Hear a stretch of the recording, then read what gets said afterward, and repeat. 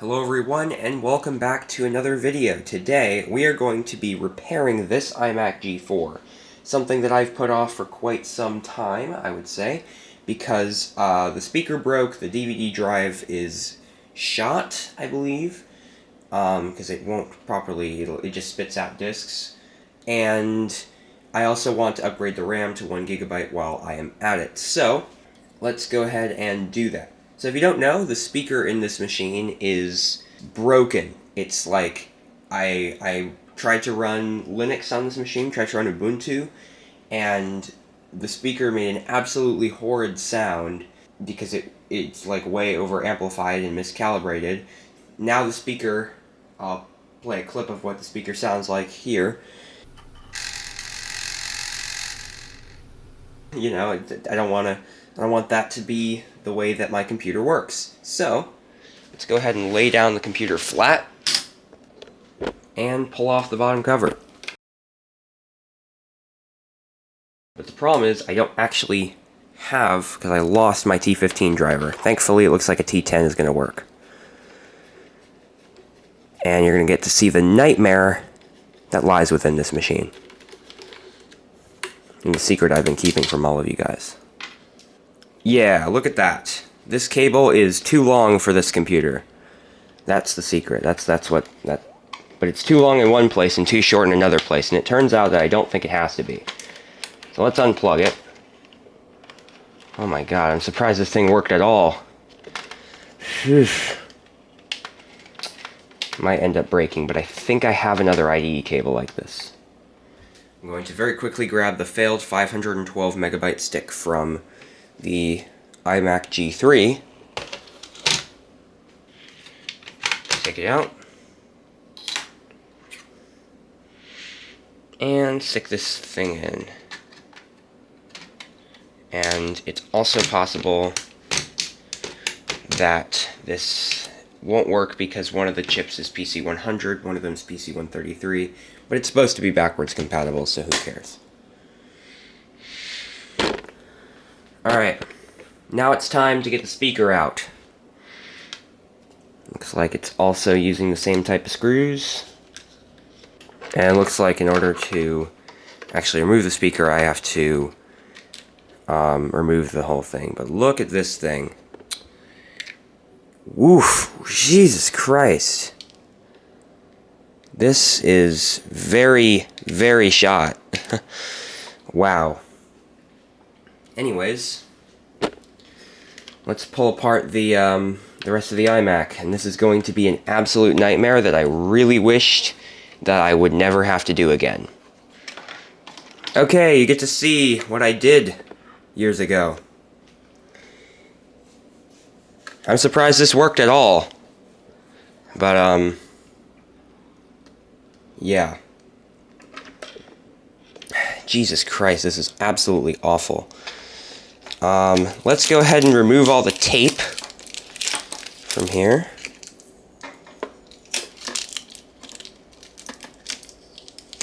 Finally, make things right for this drive. I'm plugging this. Let's move the camera and the camera down a little bit. See my floor.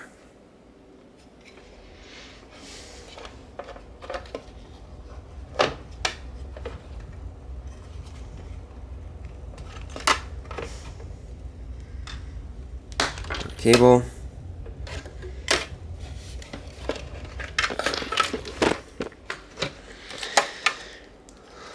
Unplug power as well.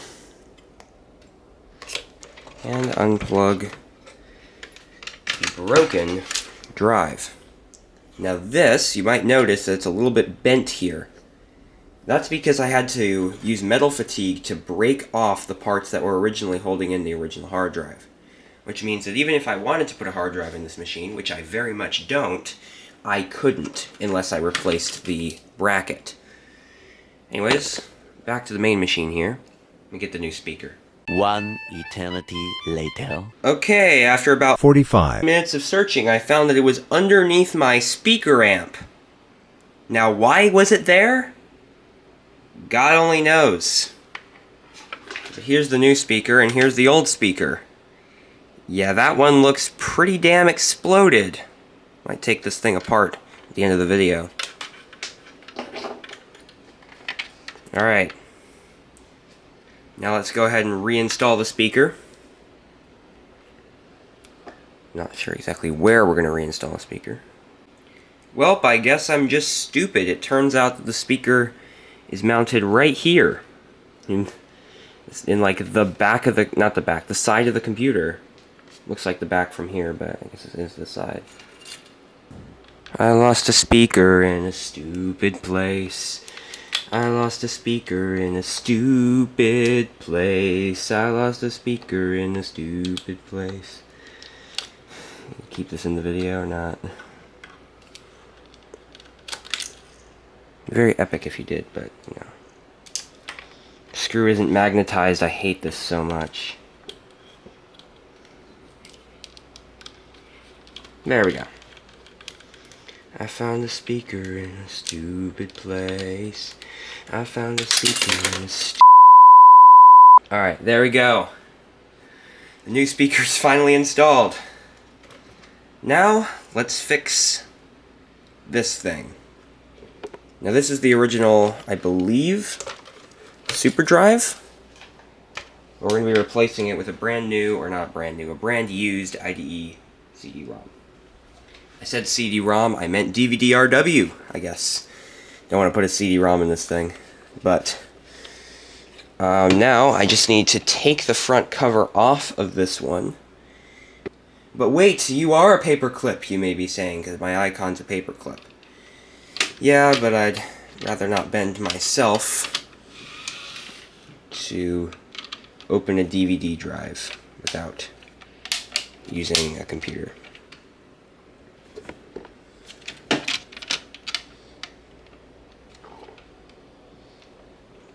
Alright, how do we remove the front cover now? Has to be a way.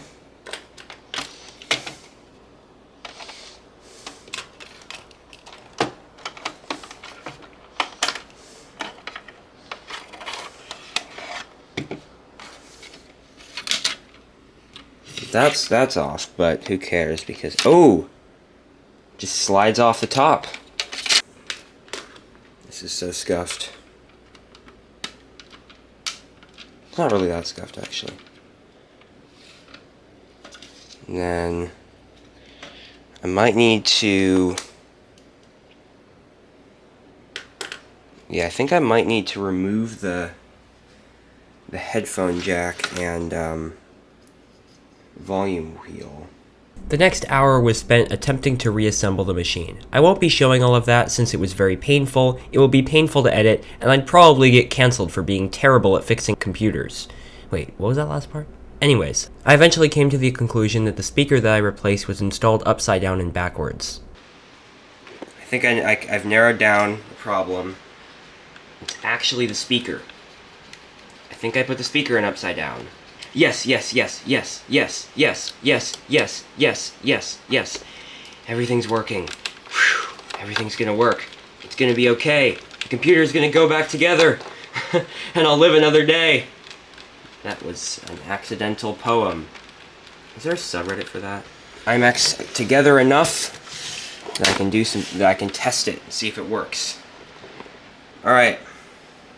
It's finally, after many hours of recording, it's finally time for the smoke test. I'm also going to go for the open firmware test to see if the hard drive is detected in the system. Plug in power. Plug in power here. Okay. Now it's finally time for the smoke test.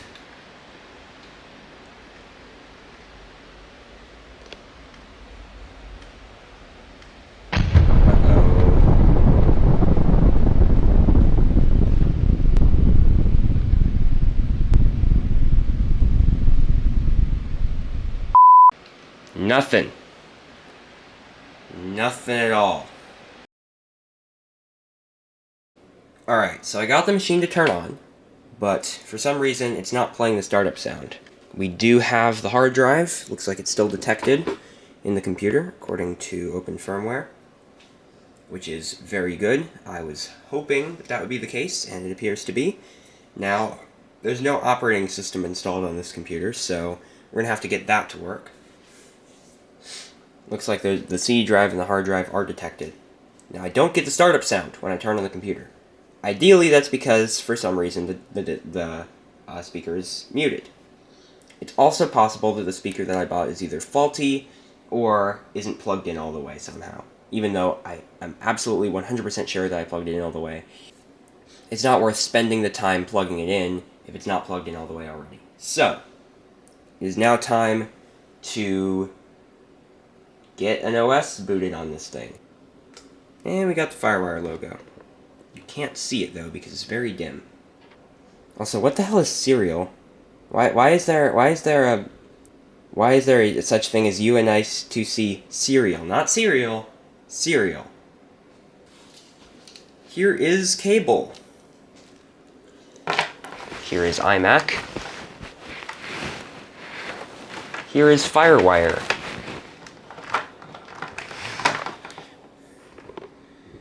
And let's grab the iBook. Plug it in like here. Now,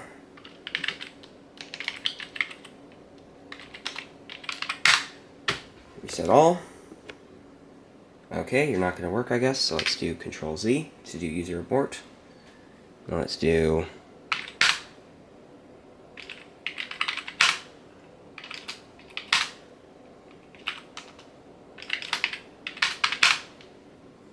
okay, looks like boot fw/node/sbp p-2/disk.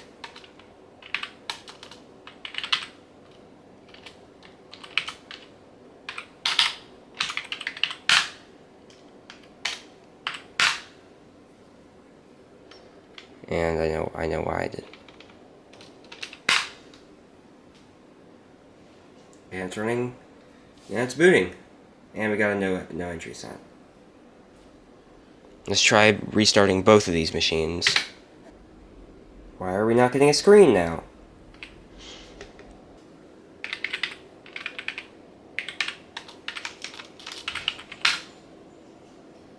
The IDE cable in that computer is pretty tightly fit inside, so it's probably just broken, and replacing it will fix the problem. You want to see a part 2? Where I eventually try to get this iMac back in fully functioning condition without, able to see the hard drive and me not making it worse forever. Please let me know down in the comment sections, but for now, I'm just gonna declare this video as complete and this project as a failure. Anyways, time to edit this thing. I'll see you in the future. I lost a speaker in a stupid place. I lost a speaker in a stupid place. I lost a speaker in a stupid place. I lost a speaker in a stupid place. I lost a speaker in a stupid place. I lost a speaker in a stupid